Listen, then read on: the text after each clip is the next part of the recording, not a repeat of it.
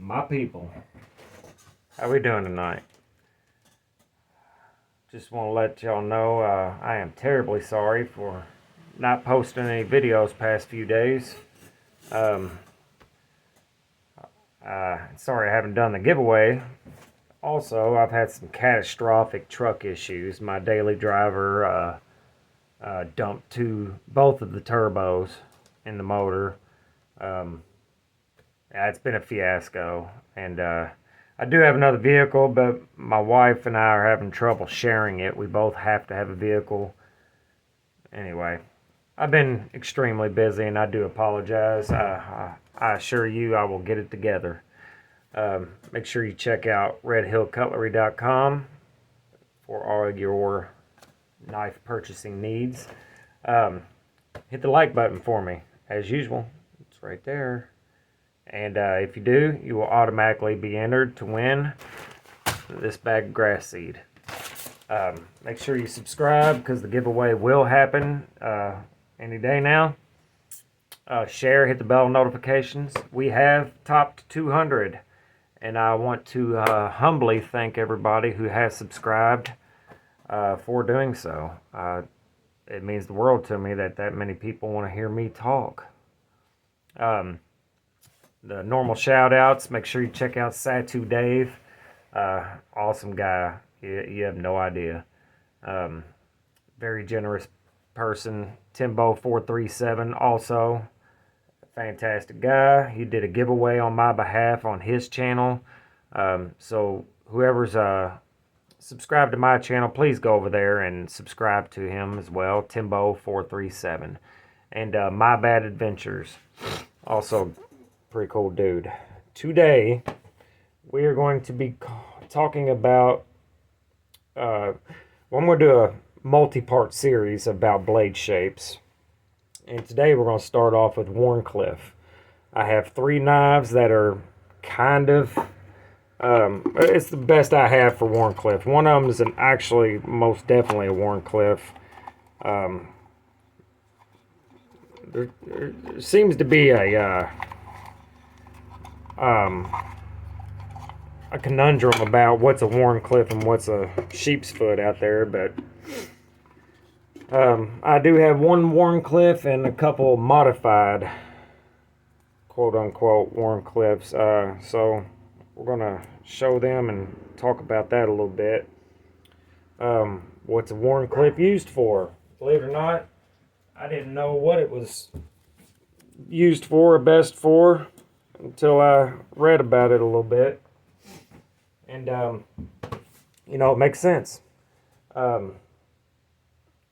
So first, we're going to start with the knife I'm going to give away. The Kubi Drake, which is what they call a modified Wharncliffe. And you know what, guys? If you don't agree with me on the blade shapes, that's cool. Whatever. If you think that's a sheep's foot of some sort or whatever, that's cool. Everybody has their own opinion, but I'm going to call it a Wharncliffe. Great knife, and whoever wins it's going to definitely love it. But after reading about the Wharncliffe blade shape, I understand a little bit more about it and why it was even invented to begin with. They are excellent for carving, apparently. I don't carve, so I don't know, but I can see how it would be. Typically, they're made out of thicker stock, and these other 2 knives I have, you know what? Let's just put them all out there. Yeah, that's a bad boy there, ain't it? We have the ProTech Malibu and the ZT850 and the Kubi Drake. Typically, they're made out of thicker stock than your normal clip point or drop point. This one's pretty decent stock thickness, and actually this guy here is definitely thick for the size of the knife. They're well suited for carving, rough cutting tasks, utility cuts, for sure utility cuts, because that's typically what I would use this blade for the most. Getting into boxes, same thing you would use a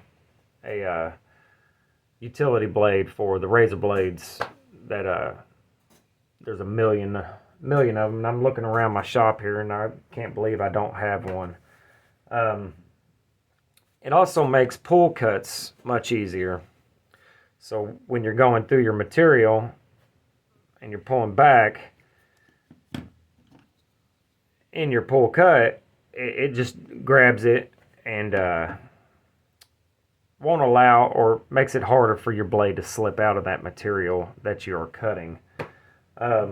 Some of the famous warnies out there are the Yojimbo and the Yojumbo, both Spydercos. The Spyderco Canis, the ProTech Malibu actually is quite famous. They sell out almost immediately. I'm going to talk about that here in a second. The ProTech Sprint, the automatic, it's a little sub 3-inch, actually it might be like 2-inch blade, automatic. The Gerber Fastball, one of the fastballs, has a warning. The Columbia River Knife and Tool Spew. And they also made a warning version of the that other SWKT, what is it? The Minimalist. They made a warning version of that. Hinderer XM18, they made a warning version. The Insingo blade on the Chris Reeves knives. So there's lots of options out there for you if you're interested in this blade shape. I mean, tons. You know, some are inexpensive and some are quite expensive. I'm going to talk about each of these knives individually as well, because I've never showed them on the channel except for this one. Everybody knows about that one.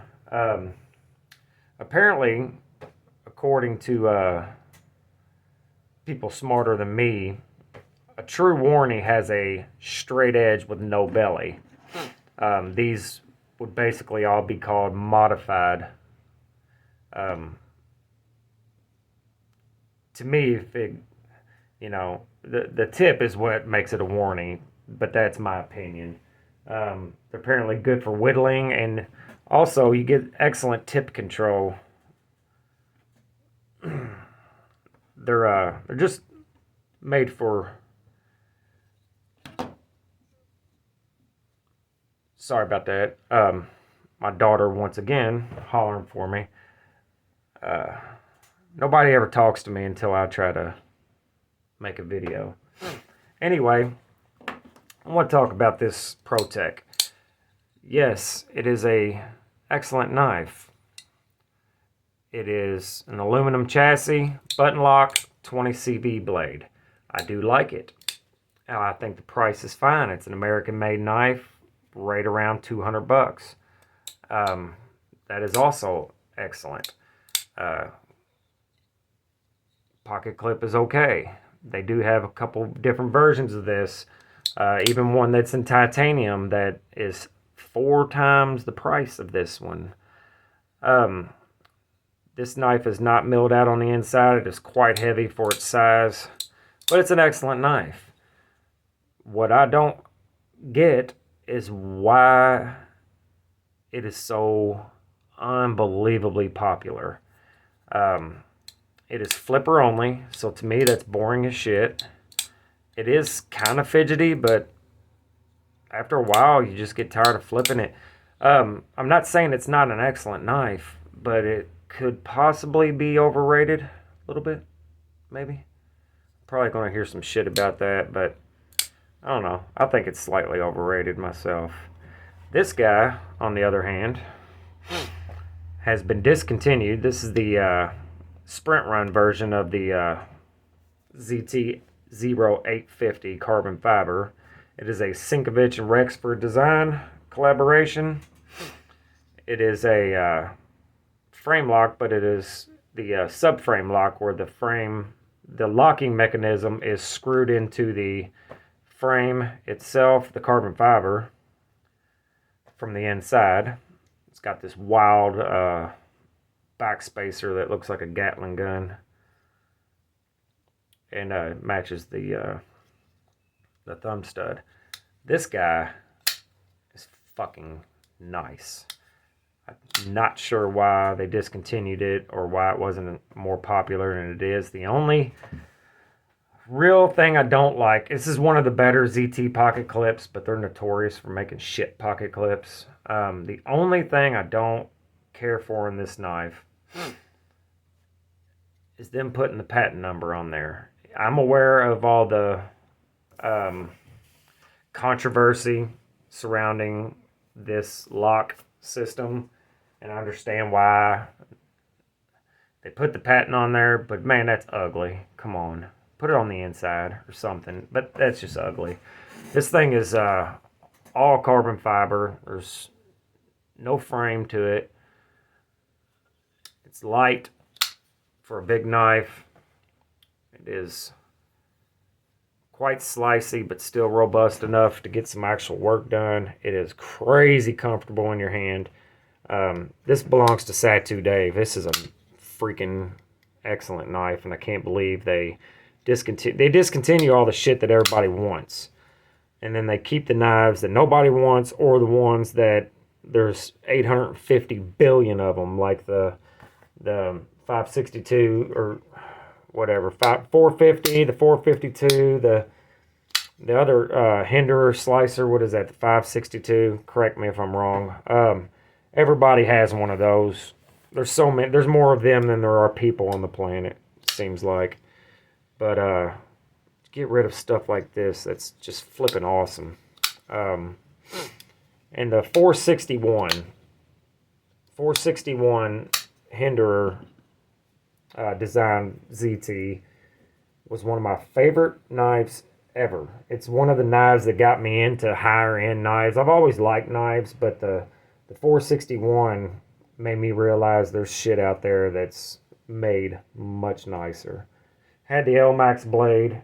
Man, that is one of the best knives. One of my favorite knives in history ever. It was extremely thick behind the edge, but if you kept it sharp, it would cut. And it was a beast. And that titanium lock scale on it had some really cool milling in it. Excellent knife.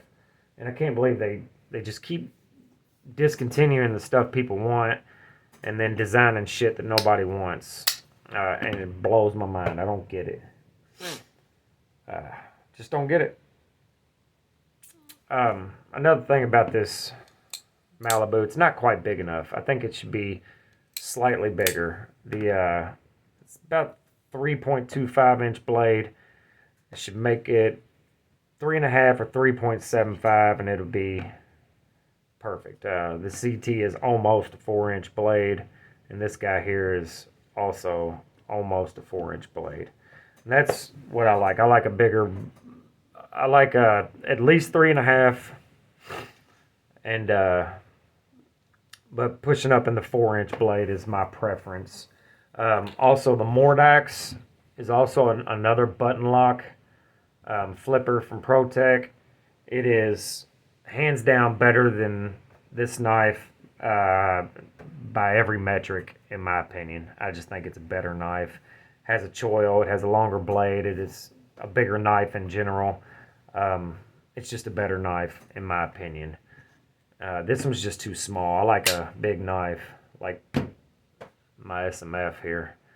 That's a big honking knife, and that's what I like.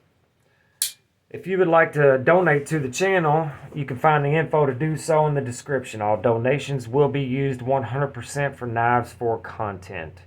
$1, $2, 50 cents, whatever is absolutely fine. I realize times are hard out there. They're hard for me. They're hard for everybody. And I totally get it. But any donations to the channel will be very, very much appreciated. Again, I am going to do a Patreon. I know nothing about Patreon, but I'm going to set one up eventually. I'm going to do the giveaway for the 100 subs, even though I'm at 200. But then again, once I get to 500, I'm going to do another giveaway with a more expensive knife and maybe some other cool shit. I got that Microtech hat. I got some other stuff. I like to give back. Like I said, whoever gets this knife's going to really like it. It is awesome. That's all I got for you guys today. I'm going to do more parts to a series on blade shapes. I'm probably going to do a drop point, spear point, clip point, kind of a comparison maybe, because there is a difference apparently, even though they look very similar in some cases. Probably won't ever do a hawkbill or anything like that. That's not my jam. As far as knives go, I don't have any like that. But if you have any suggestions or want to see anything else or anything different, or you want to tell me to go fuck myself, whatever, hit me up in the comments and I will do my best to answer every comment. Which one of these knives do you guys like the best? Let's just say they all cost the same and they are all made by the same company. Which one would you pick? Let me know in the comments. You guys have a fantastic evening, and I will see you in a day or two, hopefully tomorrow. Have a good night.